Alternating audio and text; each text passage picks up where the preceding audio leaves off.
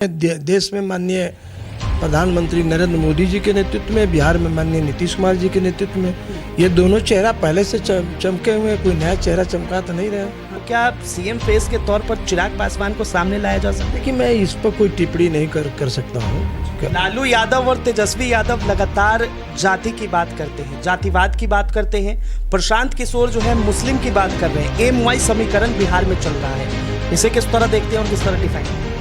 माननीय नरेंद्र मोदी के आने के बाद दुनिया में नया तिरंगा गड़ा है पूरे दुनिया में। बिहार प्रयोगशाला पाठशाला है, कई तरह की पार्टियां, कई तरह के विचार आते रहे। भारत में चरित्र और ज्ञान की पूजा, अपनी विरासत को फिर भारत अगर पकड़ ले और उसके आधार पर जनतंत्र में वोट हो तो अच्छे लोग जीते जाते हैं। लेकिन सत्ता ऊपर से नीचे की तरफ जा रही है और नीचे जाके यहीं रुकेगी, ये तय है, चाहे आज जाए चाहे 10 साल।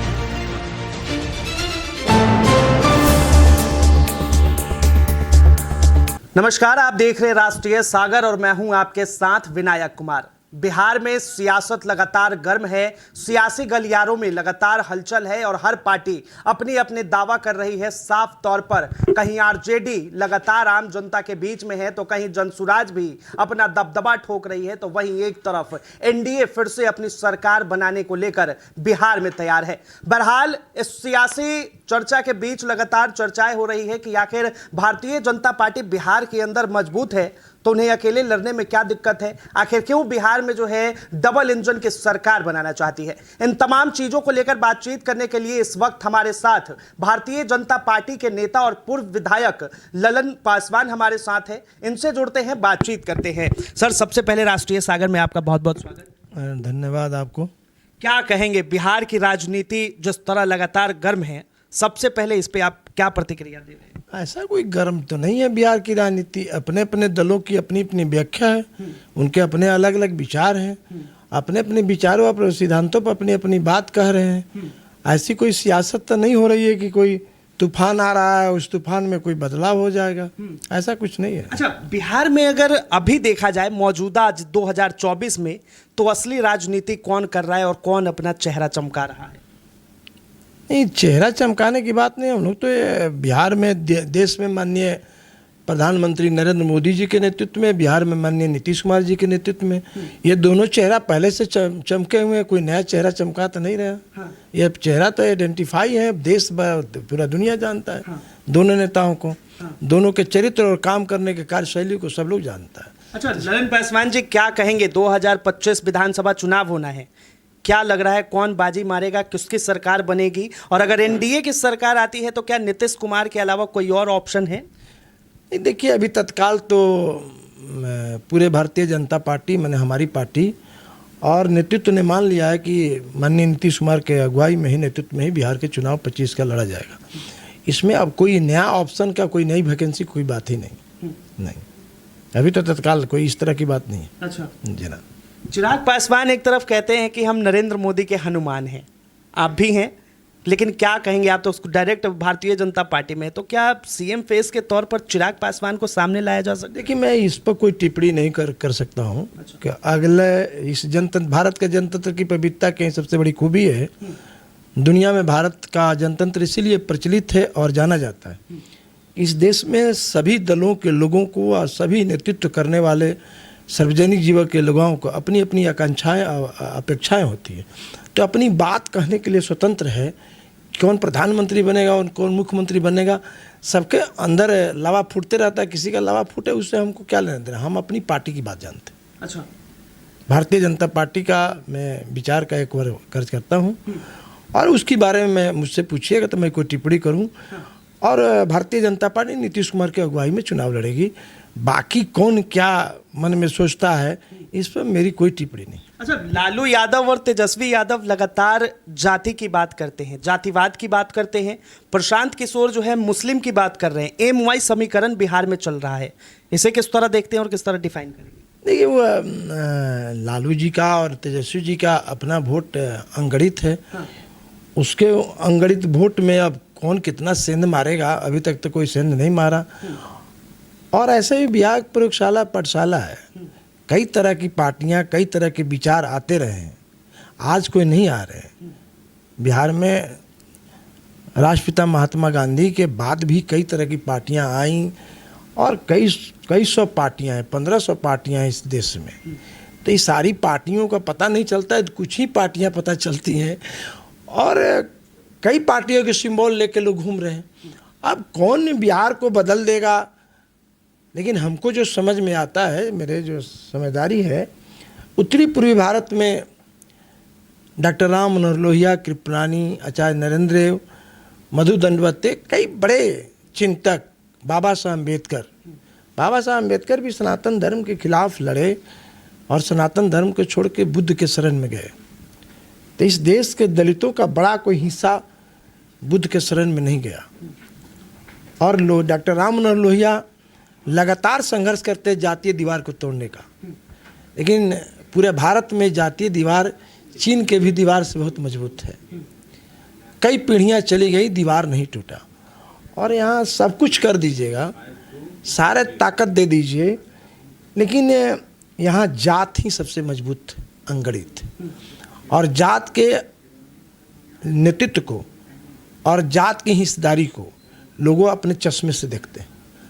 भारत चरित्र और ज्ञान की भूमि है, लेकिन चरित्र और ज्ञान के आधार पर भारत में कभी जनतंत्र के चुनाव नहीं होते। अगर ये होता तो दुनिया में भारत आज नहीं, दुनिया में भारत ऐसा आज राष्ट्र होता।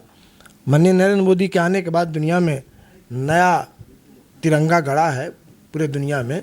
जहाँ गए वहाँ विदेश नीति, और जहाँ नहीं कभी भारत गया वहाँ जाके भारत का तिरंगा को सम्मान देने का काम किया है। और हमें जो जानकारी है, भगवान बुद्ध में ये आपको विवेकानंद जब धर्म संसद में गए थे तो उन्होंने एक बात कही थी। दुनिया के लोगों ने कहा कि ये गुलाम, शिकागो में ये गुलाम देश का प्रतिनिधित्व करने आया है, गेरुआ वस्त्र और नंगे धलंगे गए थे। तो उन्होंने जवाब दिया था संसद में, धर्म संसद में, दुनिया के लोग क्लैपिंग कर रहे थे। कहा कि देखो, हम टाई और सूट और जूते से मेरी पहचान नहीं, भारत के संस्कार में चरित्र और ज्ञान की पूजा होती है, मैं उससे पहचाना जाता हूँ। लेकिन भारत इस ज्ञान और चरित्र के अपने ही संस्कार और अनुकरणों को, इस देश के जातीय व्यवस्था की इतनी दुर्गंध है, कहिए सुगंध नहीं, जातीय व्यवस्था की इतनी कड़ी दुर्गंध है, इस दुर्गंध से सुगंध में नहीं बदल पाया भारत, और अंतोगत्वा अपने जाति के दीवार में ही जाके सिमट जाता है, वहीं दफन हो जाता है, वहीं मर जाता है।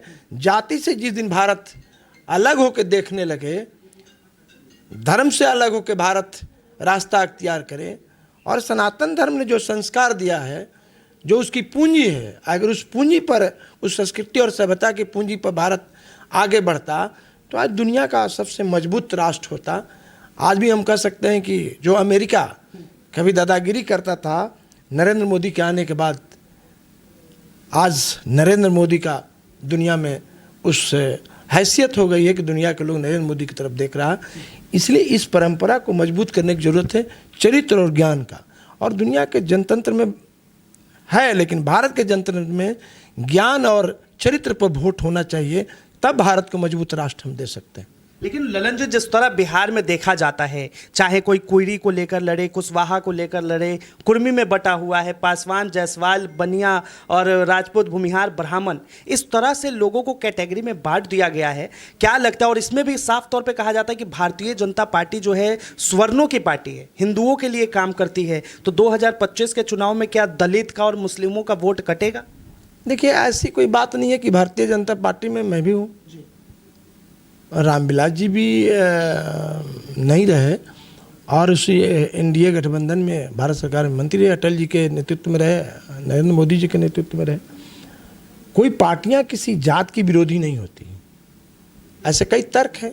भारतीय जनता पार्टी में भी गृह मंत्री नित्यानंद जी हैं, और कई जादव ऐसे एमपी हैं। तो कोई पार्टी कोई जात की नहीं होती है, लेकिन हाँ, कहीं कहीं पार्टियां हैं जो अपने को ये साबित करने का प्रयास करती है कि नहीं, मैं इसी का प्रतिनिधित्व करता हूं। लेकिन मैं मानता हूं कि ऐसी कोई बात नहीं है। सभी दलों में सभी जाति के लोग रहते हैं, जहां जिसके विचार सिद्धांत शूट किए, जहाँ जिसको सम्मान अधिकार मिला वहाँ है। और दावा कई तरह के लोग करते हैं, विचार शाश्वत नहीं रहा है, समय पर विचार बदलते रहे। कई लोगों के बुद्ध के विचार आए, लोहिया के विचार आए, कर्पूरी ठाकुर के विचार आए, कई तरह के विचार आते रहे, तो विचार बदलते रहते हैं। और जनतंत्र में हमने कहा कि जिस दिन भारत में चरित्र और ज्ञान की पूजा, अपनी विरासत को फिर भारत अगर पकड़ ले और उसके आधार पर जनतंत्र में वोट हो, तो अच्छे लोग जीत के जाते हैं। अच्छे लोग जीत के नहीं जाएंगे तो निर्माण की बात, राष्ट्र की बात नहीं कर सकते हैं, समाज की बात नहीं कर सकते। टिकटें जातीय आधार पर मिल जाती हैं, बिना मेरिट के आधार पर होता है। कोई कहीं से उठा के डाल दिया, जीत के चले गए, 5 साल नुकसान हुआ। 5 साल नुकसान होते होते 75, 77, 78 साल हो गया। तो हर घर, हर जगह ऐसा नहीं है कि बिहार के धरती पर अच्छे लोग नहीं हैं। कर्पूरी ठाकुर बिहार में रहे हैं, कई बड़े ऐसे लोग रहे हैं, श्री बाबू रहे हैं, लोकनायक जयप्रकाश जी रहे हैं। बिहार में तो ऐसे ऐसे महापुरुष पैदा हुए जिन्होंने देश को नई राह दी है, नया सिद्धांत और विचार दिए हैं। लेकिन अब समाज इतना, 6000 कुछ जातियां हैं, उनकी उपजातियां हैं, हर जगह हर जातियों में कुरियां हैं, उसको बांटने का प्रयास अलग अलग अधिकार के लिए, सत्ता की भूख इतनी जगी हुई है कि इसको राष्ट्र और समाज से नहीं मतलब है। सत्ता के भूख से नशे में लोग, उसको क्या कह सकते हैं, नशे में है कि किसी तरह हम एमएलए बन जाए। एमएलए, जैसे आपने कहा हनुमान की परिभाषा, तो हनुमान की परिभाषा, राम और हनुमान की परिभाषा से जब परिभाषित हो तब हम कहें कि उसका अंश पता चले। राम कहना कि राम के हम वंशज हैं, कृष्ण के वंशज है, कृष्ण का अंश आपको प्रभावित करता हो, तब माना जाएगा कि हम आप उसके आदर्श और चरित्र पर चलते हो, उसके ज्ञान के अंश आप में जाता हो, तब हम आइडेंटिफाई करेंगे कि नहीं, हम निश्चित तौर से हम उसके वंशज हैं, उसके अनुकरण मैं कर रहा हूँ। अच्छा सर, जनसुराज जिस तरह से उभर रहा है, क्या कहेंगे? प्रशांत किशोर की पार्टी जो है भारतीय जनता पार्टी की बी टीम है, क्योंकि विपक्ष आरोप लगाती है। भारतीय जनता पार्टी दुनिया की सबसे बड़ी पार्टी है, उसके सदस्य और लीडरशिप भी दुनिया में अपना झंडा भारत के सम्मान और स्वाभिमान का रक्षा के लिए, भारत माता के लिए, भारती के लिए लड़ रहा। तो कोई व्यक्ति के लिए बी टीम ए टीम की कोई बात ही नहीं है। भारतीय जनता पार्टी भारत में कई राज्यों में अपनी सरकार चला रही है, तो कोई बी टीम ए टीम की मैं किसी व्यक्ति पर कोई टिप्पणी नहीं करना चाहता हूँ।